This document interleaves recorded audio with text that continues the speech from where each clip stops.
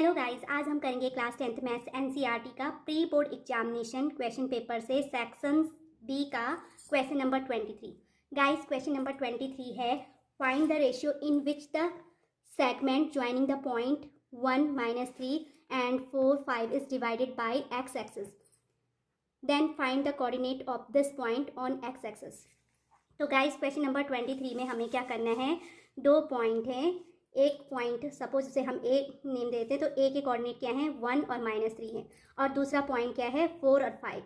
तो अगर हम इसे एक्स वाई प्लेन पे रिप्रेजेंट करें तो ये जो लाइन बनेगी, लाइन सेगमेंट ए बी, वो एक्स एक्सिस से पॉइंट सी पे इंटरसेक्ट होता है। तो हमें क्या करना है, ये जो पॉइंट सी है या X axis line segment A B को किस रेशियो में डिवाइड करता है, एक तो वो रेशियो फाइंड करना है, और दूसरा हमें जो ये पॉइंट सी है क्योंकि ये एक्स एक्सिस पे कट होता है ना, तो इसका मीनिंग क्या होगा, जो पॉइंट सी के कोऑर्डिनेट होंगे x0, तो यहाँ पर हमें इस पॉइंट सी के x कोऑर्डिनेट की वैल्यू क्या करनी है, फाइंड करनी है। तो सबसे पहले गाइज हम यहाँ पर एज्यूम करेंगे, let C according to question उसके कोऑर्डिनेट हैं x0 divides the line segment a 1 -3 and b 4 5 in k ratio 1। Suppose जो ये पॉइंट सी है वो लाइन सेगमेंट ए को किस रेशियो में डिवाइड करता है, के रेशियो 1 में डिवाइड करता है। ओके, तो अब हमें मालूम है सेक्शन फॉर्मूले से क्या होता है, अगर कोई पॉइंट सी किसी लाइन सेगमेंट को m रेशियो n में डिवाइड करता है, तो उस कंडीशन में इस पॉइंट c के coordinate x y is equals to होते हैं m into x2 plus n into x1 whole upon m plus n। ये इसके x कोऑर्डिनेट की वैल्यू है, एंड ऐसे ही y कोऑर्डिनेट की वैल्यू होती है m into y two plus n into y1 upon m plus n।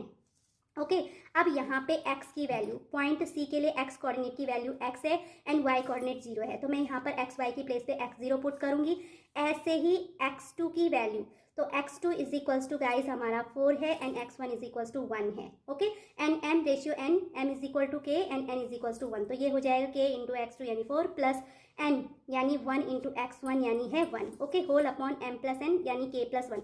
इस एंड हमारा जो y कोऑर्डिनेट होगा उसकी वैल्यू क्या आ जाएगी, अगेन m यानी k into y2, and y2 is equals to guys check करेंगे दैट पॉइंट v के कोऑर्डिनेट x2 y2 को रिप्रेजेंट करें, तो y2 इज इक्वल्स टू 5 होगा and y1 is equals to -3। तो so the value of y coordinate ये हो जाएगा हमारा k इंटू 5 प्लस n की वैल्यू 1 है इंटू करके y1 की वैल्यू -3 है, whole upon m plus n, m is equals to k है, n plus n is equals to 1 है, तो ये k प्लस 1 हो जाएगा। अब गाइज हमें इसे सॉल्व करना है, तो x0 वापस हम राइट करेंगे और ये हो जाएगा 4k plus 1 whole upon k plus 1। ऐसे ही ये हो जाएगा 5k एंड प्लस माइनस का माइनस 1 3 जा 3 होल अपॉन k प्लस 1।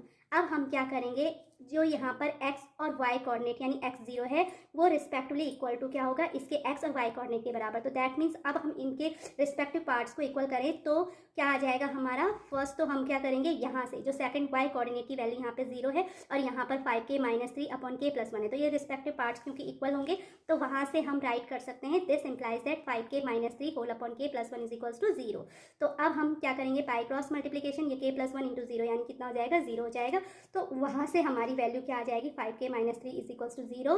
तो that means 5k is equals to 5k equals to कितना हो जाएगा 3, यानी k is equal to 3 upon 5। तो इस तरीके से गाइस हमें k की वैल्यू मिल चुकी है। अब हम क्या करेंगे, x कोऑर्डिनेट को इक्वेट करेंगे, तो x इज इक्वल्स टू हमारा था 4k plus 1 upon k plus 1। Okay, and k की वैल्यू सॉल्व करने पे 3 अपॉन 5 आए, तो उसे हम यहाँ पुट करेंगे, तो ये हो जाएगा 4 into 3 upon 5 plus 1 whole upon k plus 1 यानी 3 अपॉन 5 प्लस 1। तो अब हम इसको सॉल्व करें तो 4 3 जा 12 upon 5 plus 1 whole upon 3 upon 5 plus 1 हो जाएगा। तो इस तरीके से अगर न्यूमरेटर को सॉल्व करें तो होल अपॉन हम 5 लिखेंगे एंड ये हो जाएगा 12 प्लस 5, एंड ऐसे ही डिनोमिनेटर को भी सॉल्व करें तो वहाँ पर हमारा एलसीएम 5 आएगा, ये वाला टर्म हो जाएगा 3 प्लस 5 होल अपॉन 5। ओके, तो 12 प्लस 5 क्या होता है, 17 होता है, तो 17 अपॉन 5, और ऐसे ही 3 प्लस 5 कितना हो जाएगा 8 एंड 8 अपॉन 5, तो 5 से 5 कैंसिल हो जाएगा और x की वैल्यू क्या आ जाएगी 17 अपॉन 8। तो गाइज हमने क्या फाइंड कर लिए, एक तो x की वैल्यू फाइंड कर लिए, तो दैट मीन्स जो पॉइंट c के कोऑर्डिनेट होंगे क्या होंगे 17 अपॉन 8 एंड 0 होंगे,